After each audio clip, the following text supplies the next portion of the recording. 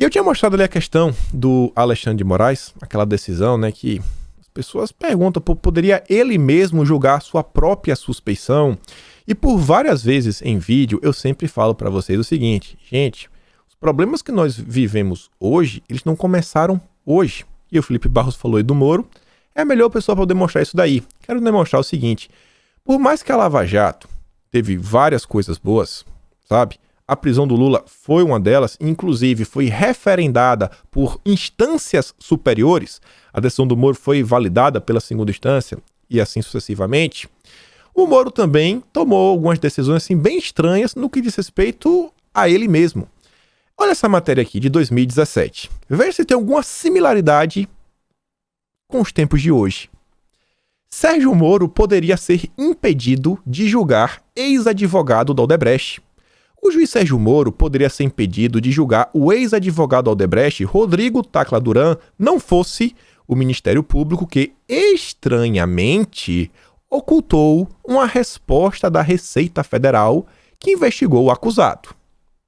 Há 2 anos, pelo menos, a força-tarefa da Lava Jato em Curitiba sabe que o escritório de advocacia Zucoloto, do qual Rosângela Moro, esposa do juiz, foi sócia, era correspondente na cidade paraense do escritório de Duran.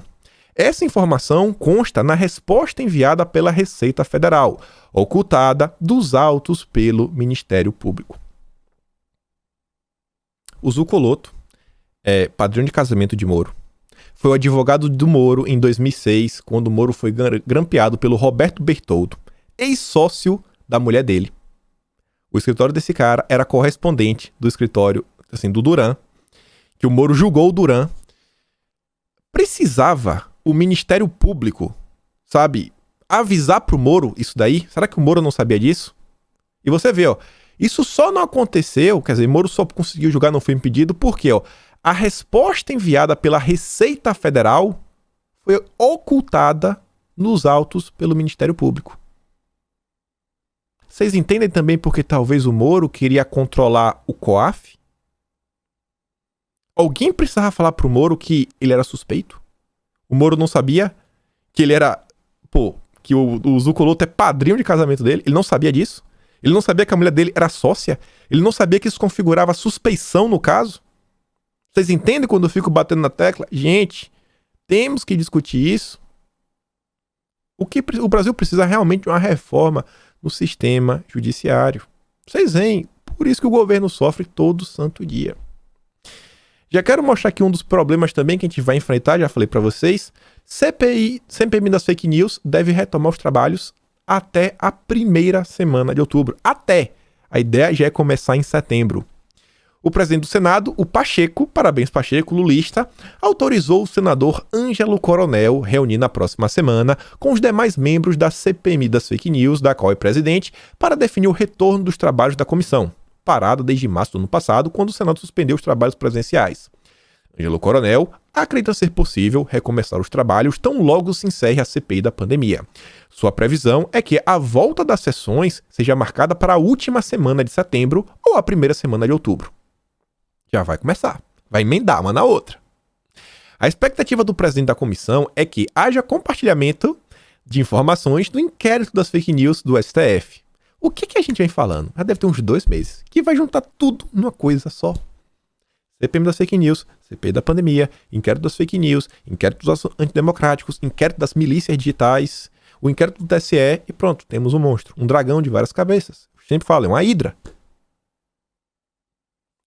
Apesar do potencial crítico ao presidente Jair Bolsonaro e seus aliados, a CPI das fake news, enquanto esteve em funcionamento, esbarrou na falta de conhecimento técnico de seus membros e de objetivos políticos claros. Também não há uma maioria evidente de membros. Menos mal, essa CPI aqui, CPMI, a gente ainda tinha algumas pessoas do governo. Ela é mista, ela tem deputados e senadores. Então, a gente realmente tem alguns jogadores do nosso lado. O que inclui deputados de oposição ou independentes. O vice-presidente da comissão é o líder do governo na Câmara, o Ricardo Barros. Ainda assim, é possível que os trabalhos se estendam até abril do ano que vem. Isso é que eu não consigo entender, porque essa CPI começou lá para setembro de 2019, funcionou por basicamente 6 meses e agora vai voltar, ainda pode trabalhar por mais 6 meses, tem uma duração de 1 ano. Talvez uma CPMI seja diferente de uma CPI. Mas, né? Pra perseguir bolsonarista, vale tudo. Vale tudo. Vale tudo. Olha só aqui. O Alessandro Vieira, né? Tem ligação com esse tema, por isso que eu tô trazendo. A Elisa diz, terceira via. Se como senador Alessandro Vieira tenta nos calar, imagina como presidente. Ele agora se lançou. É pré-candidato. Pré-candidato. Todo mundo usando a CPI da pandemia como palanque político. O Alessandro Vieira é um dos autores da PL 2630, a PL das fake news. E sobre esse tema aqui, a Celita diz, MDB lançará Simone Tebet ao Planalto. O senador Alessandro Vieira anuncia pré-candidatura à presidência. Ela diz, e isso é tudo o que você precisa saber sobre a CPI do circo. É a CPI do Lula, que nega a investigar casos efetivos de corrupção. O único objetivo é servir de palanque político. E vejam só, senador Alessandro Vieira anuncia a pré-candidatura. A mesma notícia e o Alan levanta uma bola. Lembram da tal Lava Toga? Que muitos piraram quando eu disse que não mais apoiaria esses senadores por causa das pessoas envolvidas? O tempo. Tem uma figura que todo santo dia finge não ser um apoiador do Lula. É o André Marinho, o fraldinha lá do Pânico. Toda fala dele, todo santo dia, ele só sabe falar de Flávio Bolsonaro, Lava Toga, Queiroz, Flávio Bolsonaro, Rachadinha, Queiroz, Lava Toga. Tem muita gente que não entende, cai nesse discurso, às vezes fica na dúvida, mas né, talvez o que ele tá falando aqui faz um sentido. A Lava Toga. A questão da Lava Toga é a mesma questão de pessoas como, por exemplo, Flow Podcast. É um podcast que tem aí um engajamento muito grande entre os jovens, que os seus hosts, né, os seus apresentadores, eles sempre defendem a ideia seguinte: a política tem que ser maior do que as pessoas. Temos que eleger um projeto. Temos que trabalhar por um projeto. Só qual é o problema? Não existe projeto no mundo real. O mundo real é um mundo material, que existe, isso aqui é um mouse, plástico, existe um teclado, existe um microfone, existe espuma, existe eu, carne e osso, tem um sangue dentro de mim correndo. O que existe são coisas físicas reais. Não existe o projeto. Você não toca no projeto. Você não toca na CPI. A CPI tem o nome. O que é a CPI? São pessoas. São pessoas. A CPI da pandemia, o que estava no escopo dela? Não era também investigar o dinheiro federal que foi utilizado pelos governos e que possivelmente foi desviado? Mas não se investigou isso. O Carlos Gabas foi blindado do início até o fim. Isso por quê? Porque o que existe são pessoas. E a maioria da CPI é lulista. Vocês acham que acontecendo a Lava Toga, a Lava Toga iria investigar os membros do STF, ou a Lava Toga seria utilizada como, por exemplo, a juíza Ludmila Lins Grillo? O que vocês acham? Qual caminho iria seguir? Em algum momento se falou que a CPI da pandemia iria investigar fake news, como está fazendo agora? Será que a CPI da Lava Toga ia virar uma nova CPI das fake news para, mentiras ligadas ao judiciário? Opa, mentiu aqui sobre o judiciário, vem para a CPI. Essa pessoa que mentiu sobre o STF. Essa pessoa que mentiu sobre o TRF1. Essa pessoa que mentiu sobre o Tribunal Regional do Trabalho. Vocês estão entendendo? Política é feita de pessoas. Pessoas. Problemas acontecem.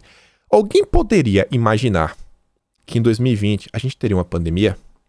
Qualquer um dos candidatos é uma coisa que ninguém sabia que ia acontecer. Ninguém sabia como lidar. Cada país agiu de uma forma diferente. E o que a gente tem é o seguinte: Bolsonaro. Uma pessoa que, pelo menos eu falo assim, eu acho que, com todos os erros e os acertos, eu tenho a mais pura convicção, eu realmente acredito nisso, que Bolsonaro sempre agiu pensando no melhor do país. Cometeu erros? Sempre agiu pensando no melhor do país. Ele realmente achava que o que ele fez era pelo melhor do país. Mas tem gente que, não, lá na toga. Isso aqui, CPI e tal, blá blá blá, quem não deve não teme. Sobre a questão de fake news, a história vem falar que o Brasil é o país mais preocupado com fake news do mundo. Por que será, né? Por que será? Aí o Leonardo Coutinho até comenta, um quase desmentido da entrevista do ex-ministro Raul Jungmann, na qual afirmou que o presidente Bolsonaro cogitou usar caças Gripen para estourar os vidros do STF. Vale lembrar que só há um Gripen no Brasil e ele está nas mãos da Embraer em testes. Olha a chamada. Ex-comandante nega que houve pedido de Bolsonaro para sobrevoar o STF. A matéria é mais uma vez tentando falar que Bolsonaro mandou dar um rasante para estourar as vidraças. Gente, quando isso ia acontecer, que ele disse que foi em abril de 2019, sequer nós tínhamos o caça Gripen. Era impossível. Não existia o Gripen. A imprensa sabe disso e segue dobrando a aposta. Mas quem é investigado por mentiras? Bolsonaristas. Será que isso aqui vai parar na CPI da pandemia? A Metrópolis avisa, o Ministério da Saúde promete lançar a nova mascote nessa terça-feira. Segundo o órgão, o nome da nova personagem começa com a letra R. O mascote será revelado na terça. Aí vem a Raquel Sherazade. Vão destruir o Zé Gotinha, Marcelo Queiroga? Ele falou o seguinte, é assim que se dissemina uma fake news. Raquel, nós não só não aposentamos o Zé Gotinha, como reforçamos a campanha com toda a família do personagem. A nova mascote, que será revelada amanhã ao público, vem chamar atenção para um assunto importante. Nos acompanhe e descubra. Mas é do bem. Ela está criminalizando pessoas ligadas ao bolsonarismo. Então pode.